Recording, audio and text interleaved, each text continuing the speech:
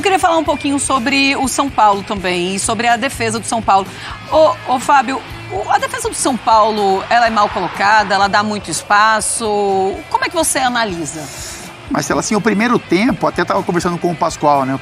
O Pascoal falava, pô, o Ferrarese, né? Pô, que partida que o Ferrarese está fazendo, tá tomando um pouco mais de liberdade, conseguindo orientar o sistema defensivo. Marcelo, assim, o Rafinha jogou hoje como terceiro zagueiro. O Rafinha é um lateral de baixa estatura. Então, assim, ele não tem as movimentações... Vamos falar do jogo de hoje, né? Ele não tem as movimentações de um zagueiro de origem. Então, ele tem dificuldade de marcação.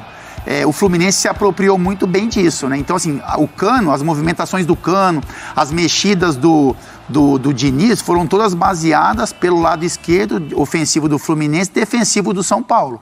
Então, eu acho que aí teve uma questão tática mal resolvida do Rogério, né? Então, assim, você deixar o Rafinha na marcação do Cano, por exemplo, em muitos momentos, o Cano vai levar vantagem. Você colocar o Reinaldo como lateral direito, então não tem a perna direita, é jogador de esquerda, as movimentações são completamente diferentes. O São Paulo sofreu muito. Então, assim, no primeiro tempo, como a gente falou, o São Paulo fez o gol, teve outras chances com o Luciano, mas também deu espaços, né, para o Fluminense. O Fluminense poderia ter empatado o jogo no primeiro tempo. No primeiro tempo. É isso.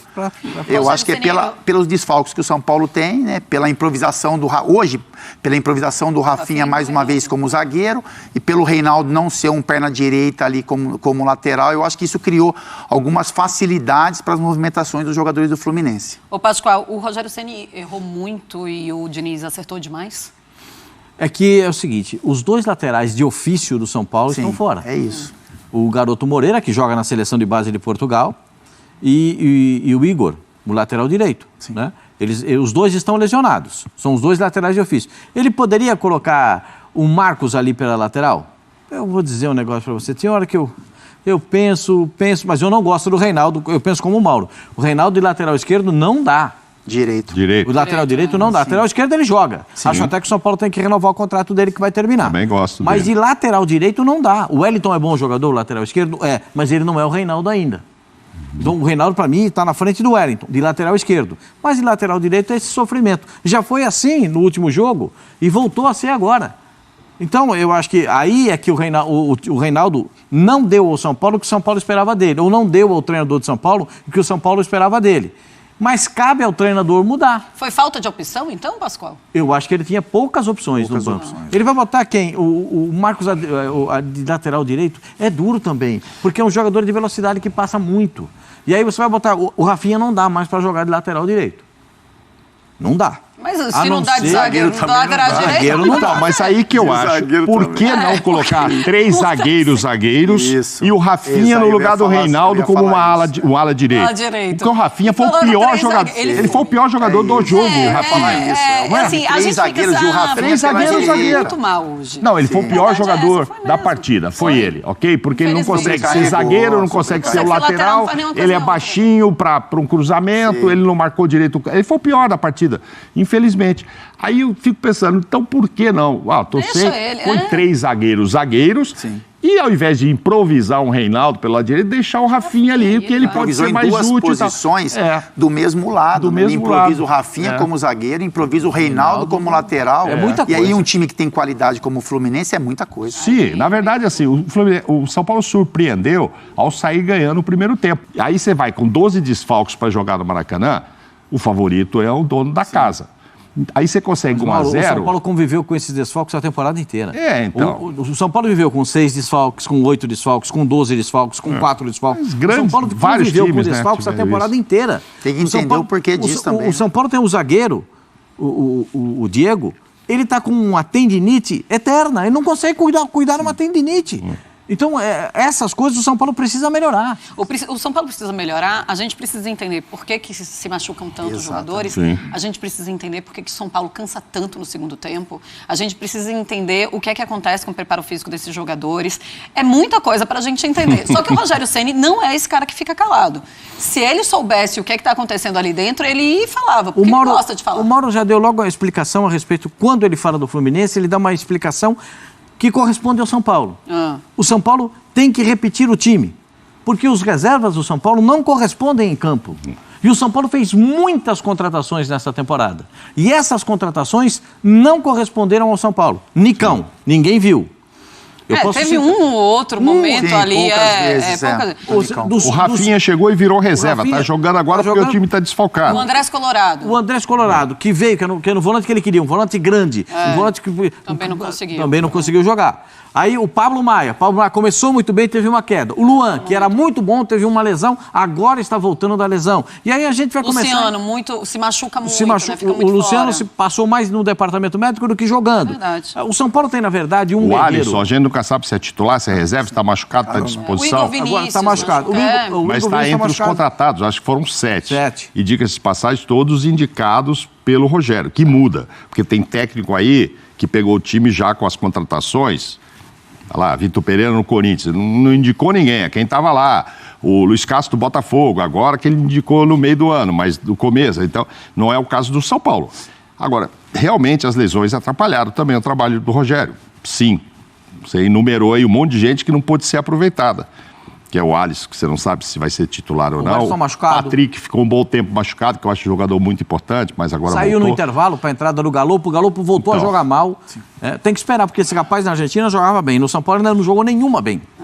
Nenhuma bem. Então, eu acho que os jogadores, eles oscilam muito também. O Patrick também tem momentos incríveis. Sim. Quando o Patrick joga bem, o São Paulo inteiro joga bem. Aí depois o Patrick vai e cai, aí ninguém consegue. Eu não entendi a alteração do Patrick pelo Galopo. A gente estava... Vendo o jogo, a gente não... Eu e o Fábio, a gente não conseguiu entender. Só se ele teve alguma lesão e a gente não sabe. Se não for por lesão, eu não entendo. Ele estava abastecendo, né? Era o Patrick que estava abastecendo o ataque do São Paulo.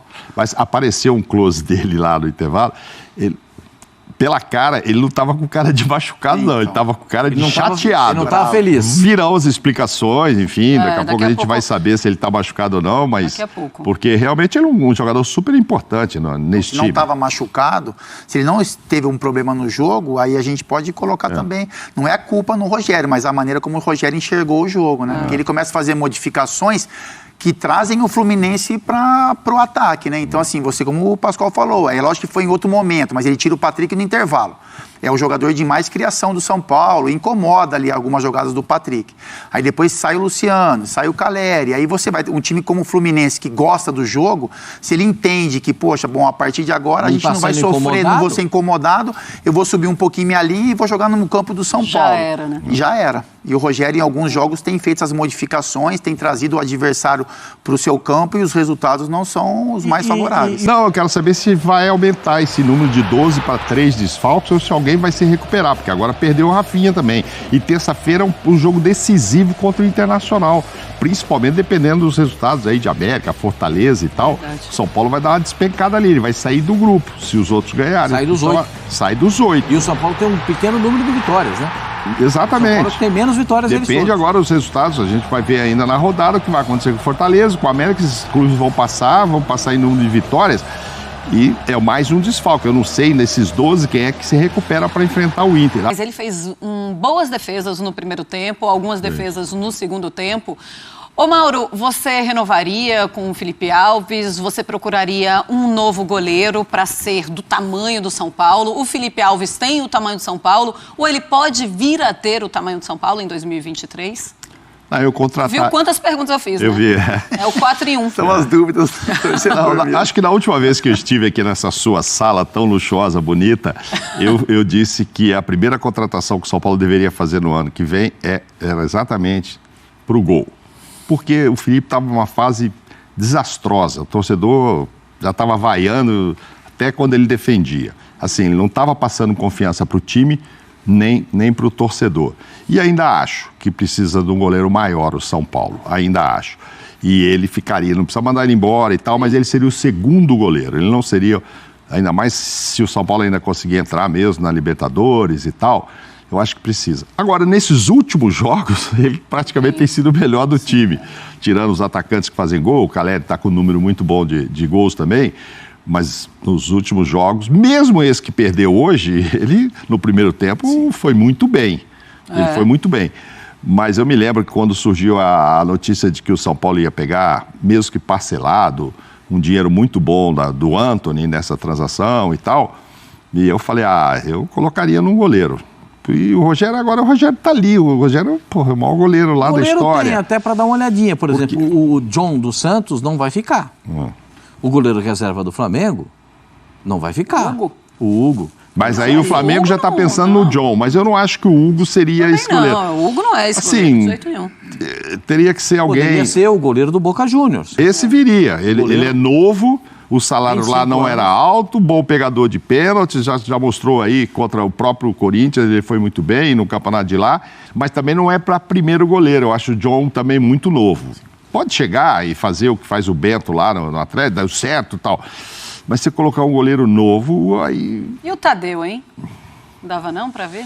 Também não tem esse tamanho? O Tadeu fez uma temporada na Ferroviária muito boa e depois ele foi pro Goiás. Né? E tá lá desde então. E a temporada atrás temporada ele se mantém, e ele se mantém bem. Tanto que o apelido dele lá em Goiás é Tadeus. Mas tem que arrumar o sistema defensivo, né, Marcelo?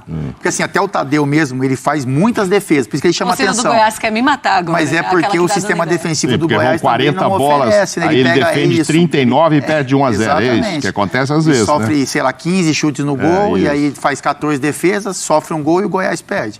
Com relação ao jogo de hoje, o torcedor do São Paulo vai ficar com essa sensação, né?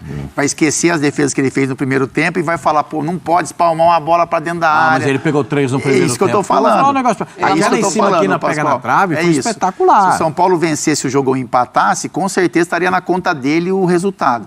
Não que ele tenha culpa na derrota, mas assim, se a gente analisar friamente pro lance, então, o São Paulo estava vencendo o jogo, menos de 1 minuto tem um chute de fora da área, de longe, ele acaba espalmando. A decisão foi errada. Porque assim, eu vou espalmar, espalma pro lado. O Felipe Alves que esteve ali. Sim. E ele faz defesas também no segundo tempo. Não, e essa de espalmar pra área, o Cássio contra o Flamengo espalmou faz também. Pra dentro da área. Zagueiro, é o jeito que deu. Só que aí o zagueiro vai lá e tira. Não acontece São nada. Paulo, sim. Aí... O Everton do Palmeiras já espalmou para dentro da área. Né? Ninguém foi conferir. Aí o Cano é mais rápido, lógico, chega ali e faz. Então tem também a ver com a defesa ali, com os zagueiros. Geralmente